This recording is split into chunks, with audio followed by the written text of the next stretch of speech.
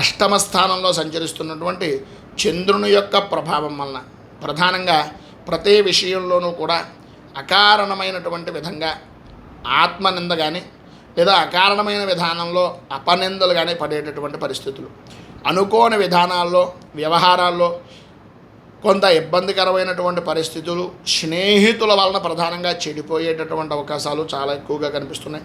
చేసేటటువంటి వృత్తి వ్యాపారాల్లో ప్రతికూలమైనటువంటి పరిస్థితులు అనేటటువంటివి ఏర్పడతాయి.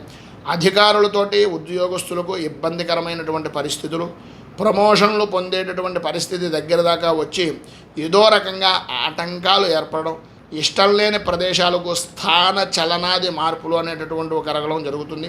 సరైనటువంటి సమయానికి చేతికి ధనం అందినా ఆ ధనం అనవసరమైనటువంటి ఖర్చులు చేయడానికే ఉపయోగిస్తారు తప్ప ఎంతటి పనినైనా సరే చేయగలిగినటువంటి శక్తి సామర్థ్యాలు ఉన్నా ప్రధానంగా మీరు చేస్తే పని అయిపోతుంది. కానీ కొద్దిగా ఆచితూచి వ్యవహరించాలి, కొంచెం జాగ్రత్త. రాజకీయ నాయకులకు అలాగే సినీ రంగానికి సంబంధించినటువంటి వారికి కొంత ఇబ్బందికరమైనటువంటి పరిస్థితిగానే ఉంటుంది అని చెప్పేసి చెప్పుకోవచ్చు.